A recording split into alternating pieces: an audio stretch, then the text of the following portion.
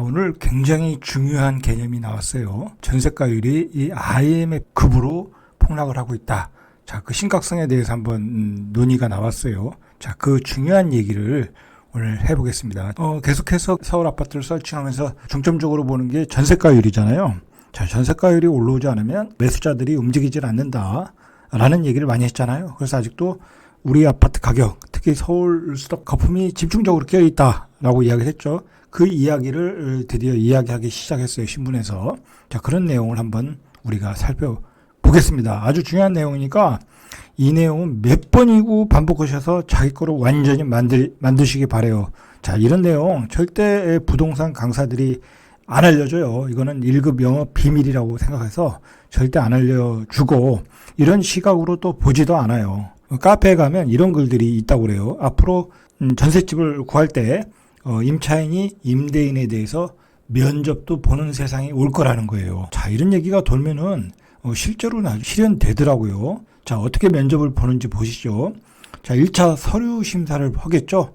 그 사람이 다주택자인지, 그리고 안정된 직장을 가졌는지, 자, 그리고 학벌, 재직증명서, 자, 이런 거를 다 본다라는 거예요. 자, 이런 얘기가 왜 나왔겠어요. 화곡동에서 빌라왕 전세 사기 사건이 나니까 그 불안감 때문에 이런 풍자가 나오는 거예요. 자, 서류 통과 후에는 1분 자기소개를 해달라는 얘기를 한다라는 거예요. 자기소개를 하라는 얘기죠. 마지막으로 전세자금을 어떻게 쓸지, 자, 그 얘기를 하고, 그 다음에 세입자를 위한 인테리어, 풀옵션 서비스 등 특약사항을 제출해 달라는 거예요. 자, 실제로 여기서 많은 부분이 이루어지고 있어요. 그 사람이 다주택자인지, 그리고 직장은 제대로 다니는 건지, 전세자금은 진짜 어떻게 쓸 건지, 그 다음에 인테리어 풀옵션 얘기는 다 하는 얘기예요.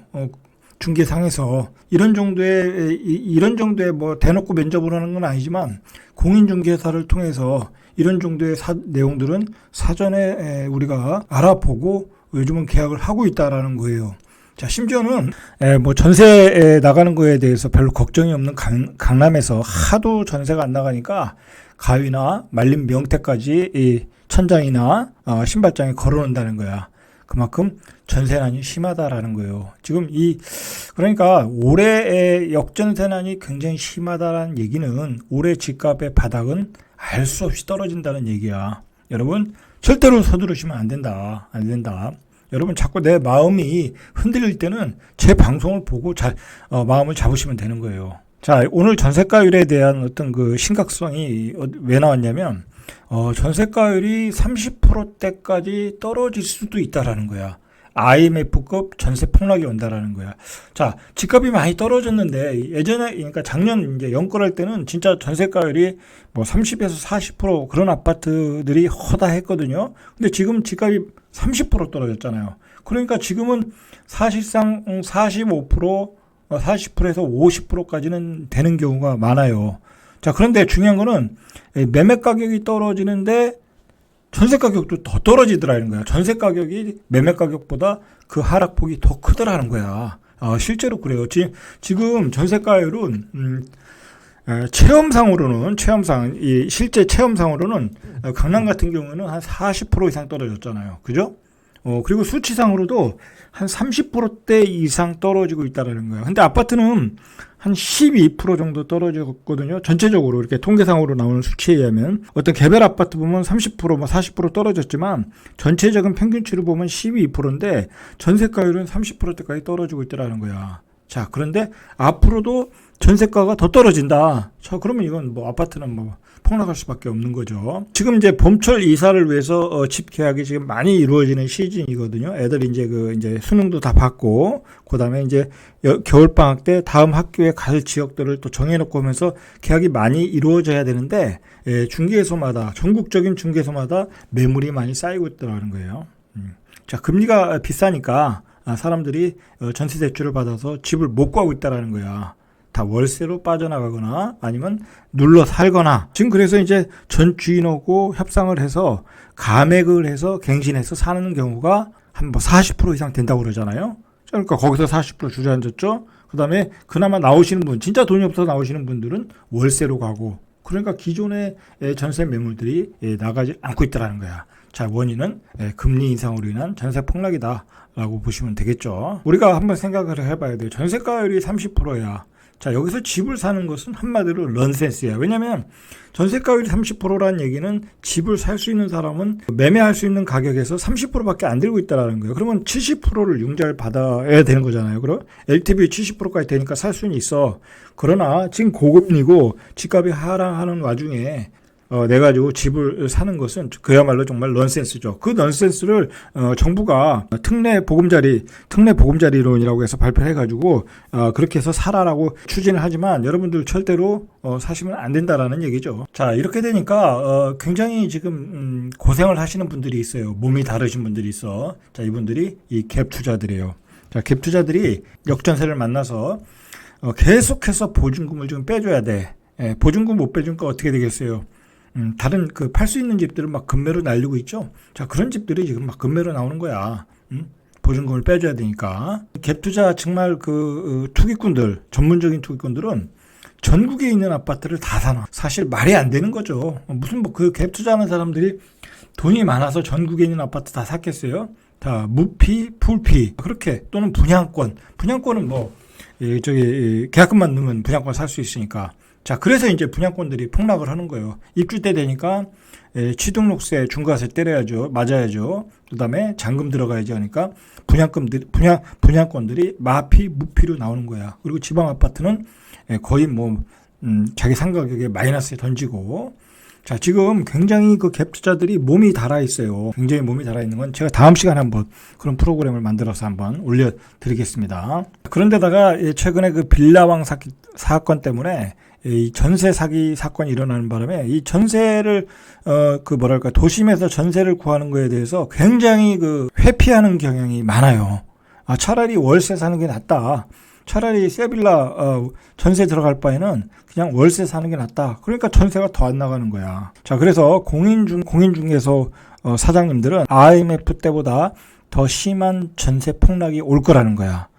공인중개사 분들이 올해 집값이 더 추가 하락을 전망하는 이유는 바로 전세가율이에요. 이 전세가율이라는 건 뭐냐면 매매가 대비 전세가야. 그죠? 자, 그렇게 생각하시면 돼. 매매가 대비 전세가. 자, 매매 가격이 1억이면 전세가가 3천이야. 그러면 전세가율이 30%가 되는 거예요. 그렇게 계산하시면 돼요.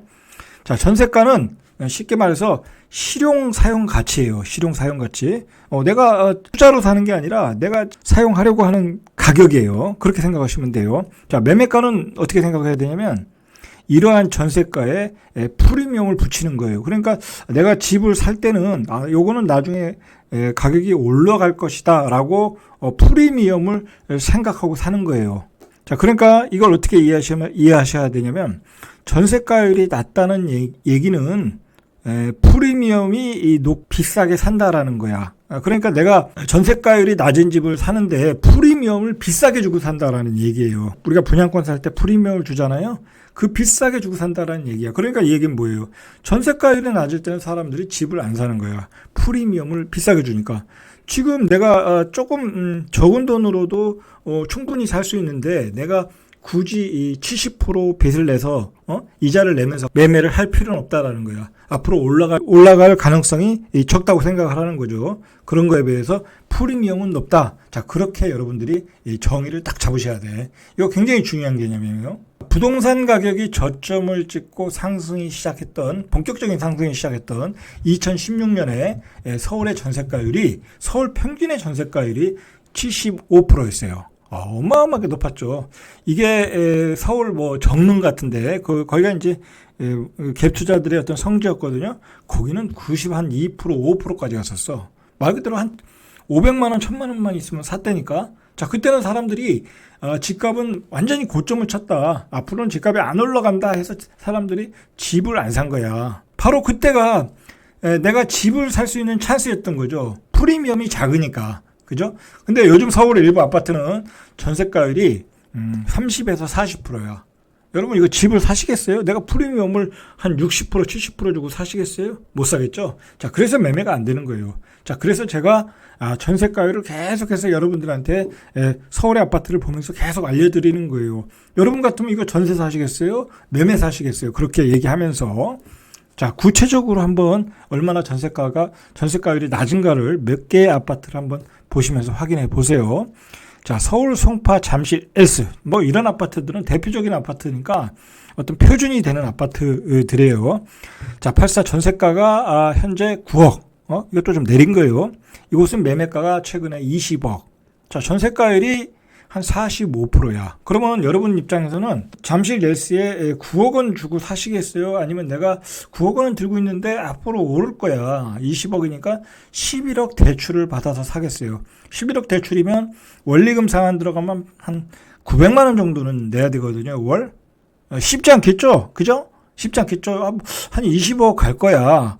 하고 사더라도 쉽지 않겠죠? 왜냐면 내가 이자를 1년에 900만 원씩 내면 얼마예요? 900만 원씩 내면 거의 1년에 1억을 내야 돼. 그러면 내가 3년 들고 있어봤자 이자로만 3억 나가. 그거 쉽지 않겠죠? 자, 그렇게 계산하시면 되는 거예요. 자, 그래서 제가 이렇게 전세가율이 잠실 옐스 같은데 20억인데 전세가율이 45%면 전혀 살 필요가 없다.